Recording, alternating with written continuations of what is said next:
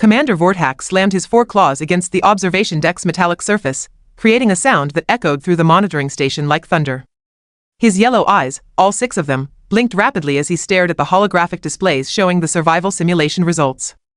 23 different species had participated in the Galactic Council's mandatory survival assessment. 22 had failed spectacularly. "This cannot be correct," he muttered, his translator device struggling with his native Zelthonian clicking sounds. "Run the diagnostic again, Lieutenant Cormel." The blue-skinned Aquarian officer's tentacles danced across the control panel with practiced efficiency. Her voice carried that peculiar underwater quality that always reminded Vorthak of drowning fish. "Sir, I have run the diagnostic 17 times already. The results remain unchanged."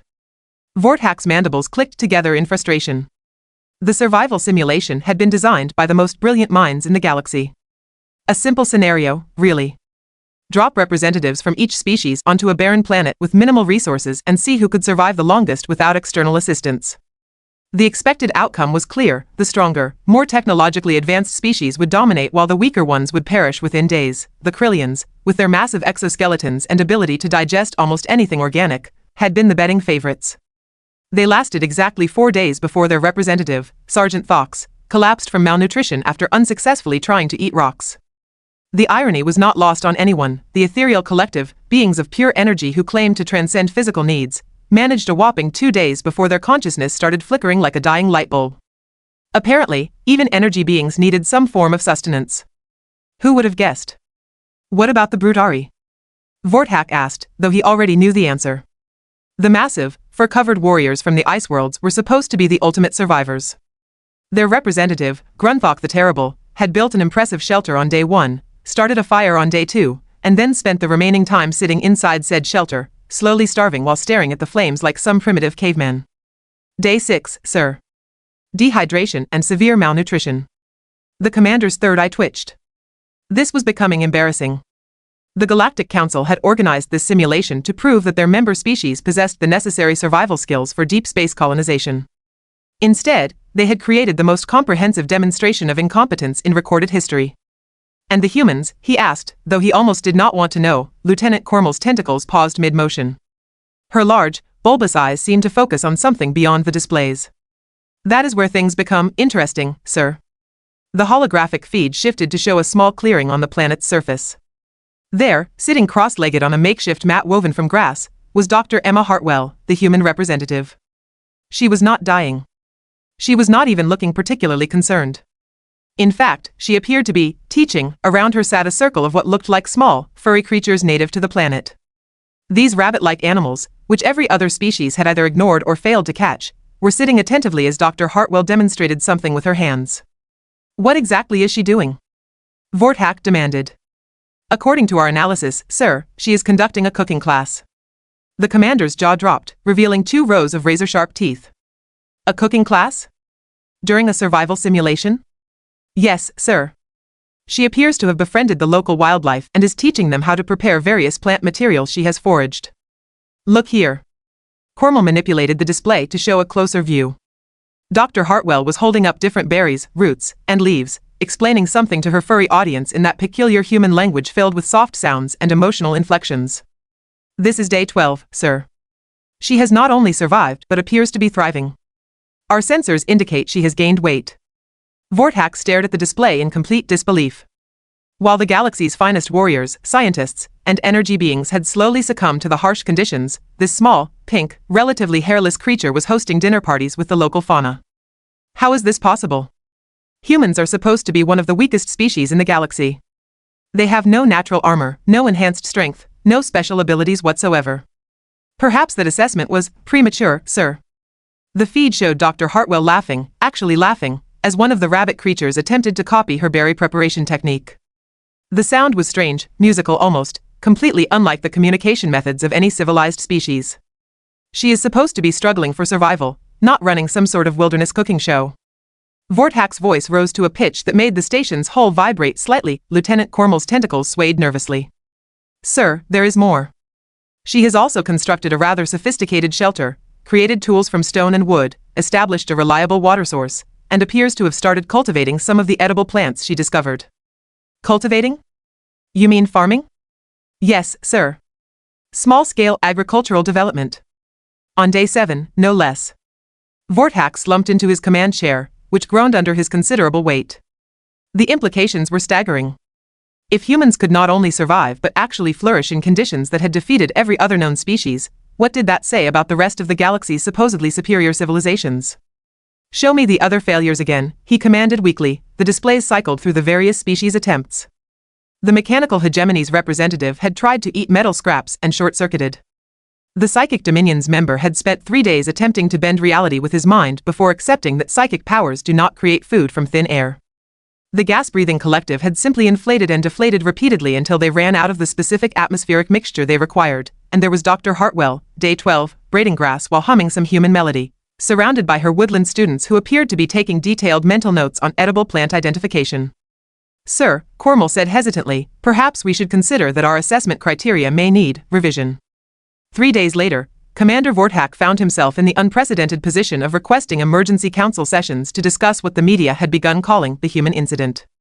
The situation had evolved from embarrassing to completely incomprehensible. Report, Lieutenant Cormel, he said, though his tone suggested he was not entirely sure he wanted to hear it. Day 15, sir. Dr. Hartwell has established what can only be described as a thriving ecosystem. Cormel's tentacles moved with obvious reluctance as she activated the displays. She now has a permanent settlement with multiple structures, a functioning garden, and what appears to be a primitive but effective food preservation system. The holographic feed showed an aerial view of Dr. Hartwell's camp. What had started as a simple shelter had transformed into something resembling a small village. Neat rows of cultivated plants stretched in organized patterns. Smoking racks held what looked like preserved fruits and vegetables. A small stream had been diverted to create an irrigation system that would have impressed the engineering corps. And the local wildlife? Vorthak asked, though he suspected he already knew the answer. They have become her permanent students, sir. She appears to have established a regular curriculum. The feed zoomed in to show Dr. Hartwell sitting beside a carefully constructed fire pit, surrounded by at least 30 of the rabbit-like creatures. She was holding up different plant specimens, pointing to various parts, and speaking in that oddly rhythmic human language. The creatures watched with what could only be described as academic interest. Is she taking attendance? Vorthak noticed that the creatures seemed to have organized themselves into neat rows, with the smaller ones in front and larger ones in the back. We believe so, sir. She appears to have named each individual creature and tracks their learning progress. Yesterday's lesson focused on seasonal food storage techniques. Today appears to be advanced foraging methods. Commander Vorthak's 6 eyes blinked in rapid succession, a sign of severe mental distress among his species. Lieutenant, are you telling me that a human has established the first interspecies educational institution on that planet? That would be an accurate assessment, sir. The absurdity of the situation was becoming overwhelming. Here was a species that the Galactic Council had classified as barely spaceworthy due to their lack of natural advantages, and their representative was not only surviving but apparently revolutionizing the entire ecosystem of the test planet. What about the other representatives? The ones who failed? Most have requested immediate extraction, sir. Grunthok the Terrible was found crying in his shelter on day 10. The Ethereal Collective's representative dispersed entirely on day 8 and had to be reconstituted from backup energy patterns. The mechanical unit is still trying to digest rocks and making concerning grinding noises. And Dr. Hartwell? She sent a message yesterday, sir. Vorthak's mandibles clicked nervously. A message? What kind of message? She wants to know if she can extend her stay. Apparently, her students are making excellent progress, but she feels they need more time to master advanced concepts like crop rotation and sustainable harvesting. The commander stared at the display where Dr. Hartwell was now demonstrating what appeared to be a complex root preparation technique to her increasingly large audience. More creatures had joined the group, including some species that the scientific teams had not even identified yet. She wants to stay longer, he repeated slowly. In a survival scenario designed to test the absolute limits of endurance, she wants to extend her vacation. She also requested additional teaching materials, sir. Specifically, she would like some basic tools for more advanced food preparation demonstrations. She mentioned something about wanting to show them proper knife techniques. Vorthak's third eye began twitching violently. The implications were staggering. Not only had this human completely redefined the concept of survival, but she had also managed to establish what amounted to the first successful first-contact educational program in galactic history. With creatures that every other species had either ignored or failed to interact with meaningfully. Sir, Cormel continued, there is one more thing. The planet's ecosystem readings have changed dramatically. Changed how? Biodiversity has increased by 37% in the areas surrounding Dr. Hartwell's settlement. Soil quality has improved. Water systems are cleaner. It appears that her farming and conservation techniques are having a positive environmental impact on the entire region. The commander slumped further into his chair. So, let me understand this correctly. We designed a test to push survival skills to their absolute limit.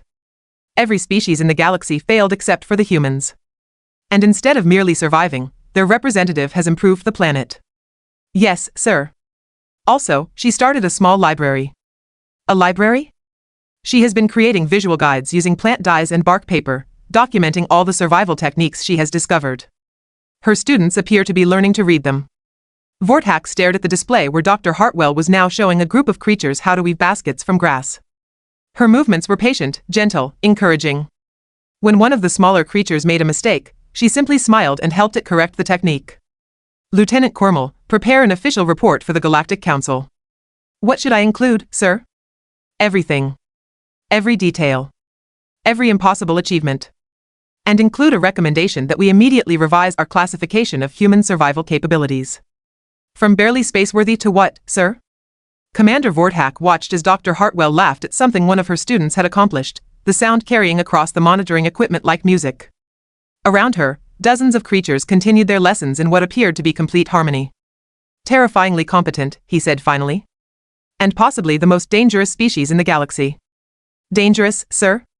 Any species that can turn a survival simulation into an educational paradise while accidentally improving an entire planet's ecosystem? Vorthak's mandibles clicked thoughtfully. That level of competence is absolutely terrifying. On the screen, Dr. Hartwell was beginning what appeared to be an evening cooking demonstration. The smoke from her fire carried the scent of something that actually smelled appealing, even through the monitoring equipment. Also, Lieutenant? Yes, sir? Cancel the starvation simulation program. Permanently. Understood, sir. What reason should I give? Commander Vorthak watched as Dr. Hartwell's students gathered closer around their teacher, eager for the next lesson. Humans.